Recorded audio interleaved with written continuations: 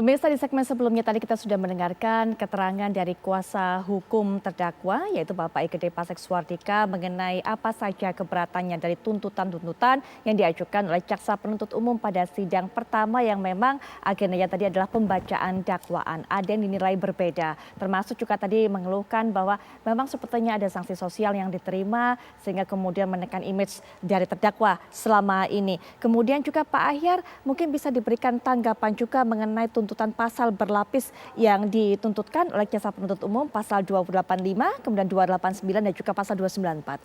Iya, ini dari keterangan JPU tadi saya tidak sempat menangkap apakah jenis dakwaannya ini alternatif, subsidiaritas atau kumulatif. Tapi kalau kita lihat mengenai masalah dakwaannya ini tadi, perkiraan saya ini adalah kumulatif karena kalau kumulatif ini dipakai pasal 285, 289, 294. Nah, 294 ini saya agak ini nih, ini udah dewasa. Ini kalau ayat 1 itu masih di bawah umur ya. Saya lupa yang ayat 2 ini apakah udah masuk dewasa. Kemungkinan di sini itu adalah dakwaannya akan kumulatif nanti.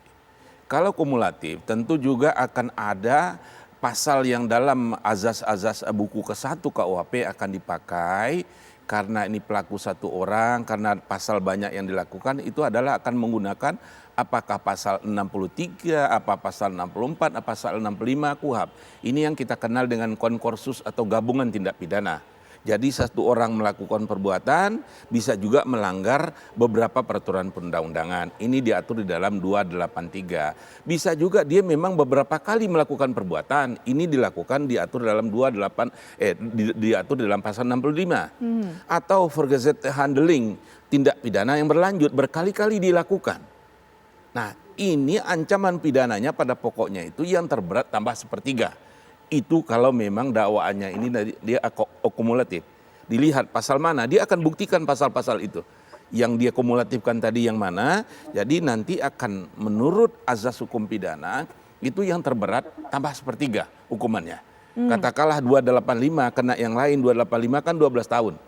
Di antara 284 tadi 9 tahun ya. Yang 289 9 tahun, 294 itu 7 tahun. Mana nanti? Jadi yang terberat kalau terbukti misalnya ini ya Pak Pasek bukan mengatakan saya dalam kasus ini, kalau terbukti seseorang mengenai melakukan 285 kemudian dia juga kena 289 atau 274 misalnya, itu yang terberatnya yang mana? Yang 12 tahun kan? 12, 9 dan 7. Nah 12 inilah tambah sepertiga. Sepertiga dari 12 kan 4, berarti akan kena nanti 16 tahun. Baik. Itu maksimum hukuman yang bisa dijatuhkan kepada dakwaan seseorang yang didakwa berlapis menggunakan pasal 63 atau 64 atau pasal 65 KUHP kita. Baik.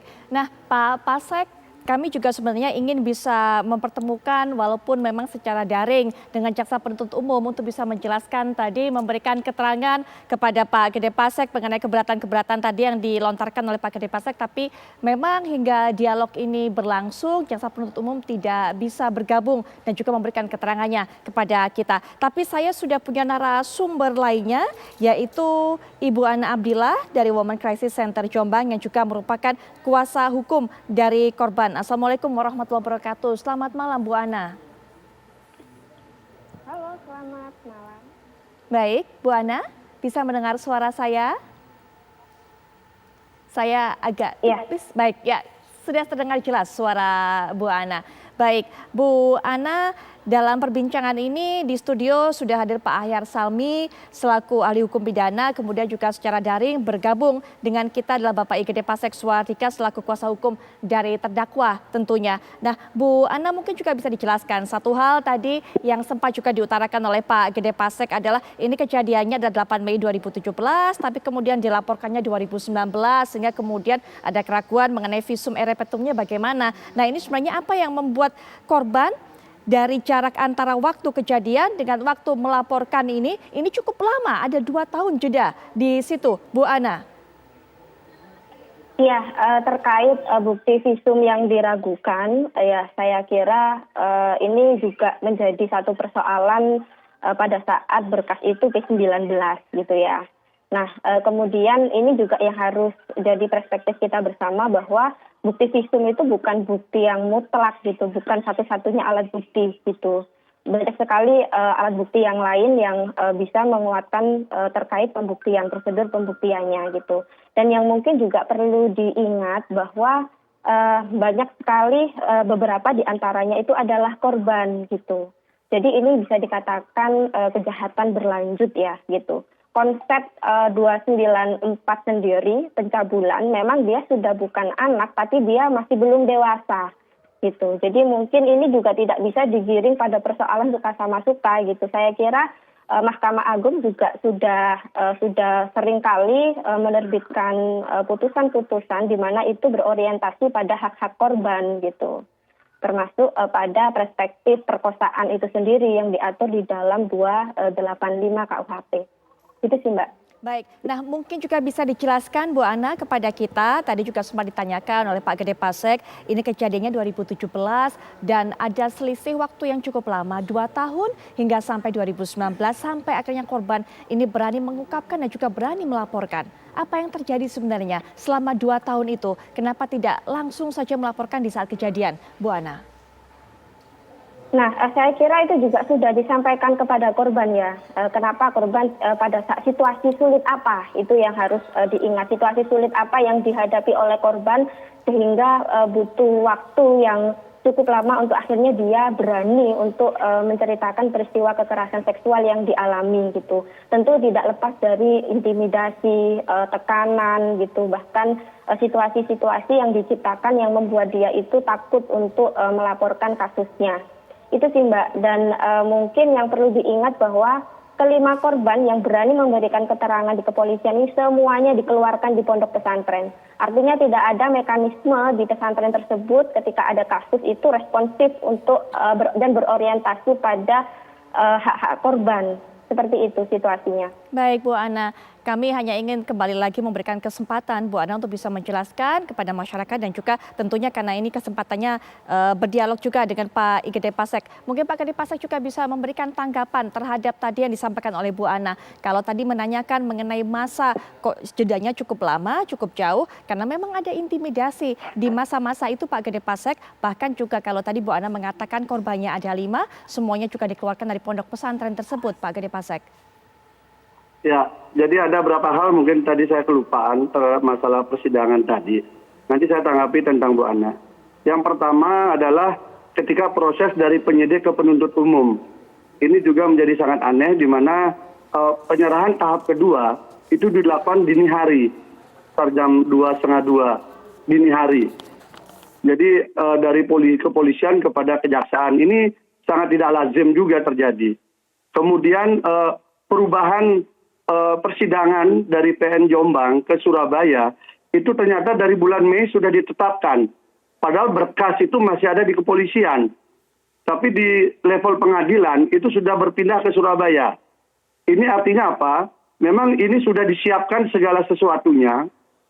Tentu nanti kita akan coba ungkap, kita teliti lebih dalam biar terungkap di persidangan. Kenapa hal-hal seperti ini terjadi gitu loh. Tidak kejadian seperti umumnya. Teroris saja itu tidak pernah ada kasus berkas perkara tahap kedua itu dini hari diserahkan dari penyidik ke penuntut umum. Ini contoh saja betapa ada hal-hal yang sedikit unik. Kemudian ketika dipindahkan dari Jombang ke PN Surabaya dilakukan secara daring lagi, online.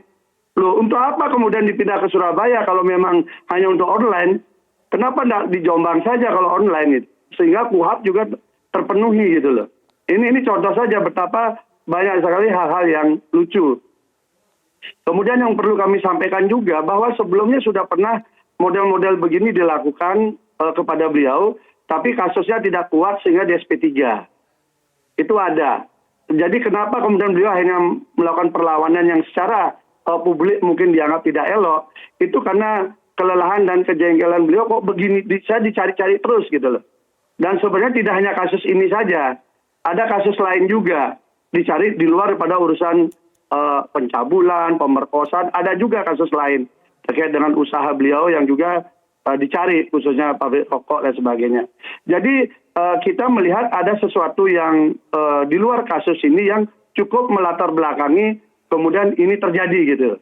Tapi apapun itu nanti biarkan nanti proses peradilan lah yang mengujinya. Kemudian yang kedua, tadi dikatakan bahwa di dalam ada tekanan dan lain sebagainya tekanan. Nanti kalau bisa dibaca dakwaannya, itu di mana proses tekanannya itu akan tidak tampak. 285-nya sebenarnya tidak tampak itu. Baik. Tapi saya tidak etis karena sidangnya sifatnya tertutup, tidak etis saya buka, biarkanlah nanti itu terbuka di pengadilan yang dalam sidang tertutup ya. Baik, karena terkait dengan hal-hal asusila. Namun perlu saya sampaikan bahwa bulan Januari 2018 sebenarnya yang bersangkutan sudah tidak ada di pondok pesantren gitu loh. Tapi beliau baru melaporkan di akhir 2019, setahun kemudian setelah tidak di pondok melaporkan gitu loh. Pak Gede Pasek, jadi kalau dikatakan intimidasi juga tidak masuk juga. Pak Gede Pasek, mohon maaf saya potong sampai di sini karena kita harus iklan terlebih dahulu, tapi nanti setelah iklan kita lanjutkan. Kita juga akan minta bagaimana pandangan dari Pak Ahyar kalau Pak Gede Pasek mengatakan ada hal yang tidak biasa dalam kasus ini. Bu Ana juga silakan untuk bisa memberikan tanggapan mengenai hal ini. Kami akan kembali setelah jeda.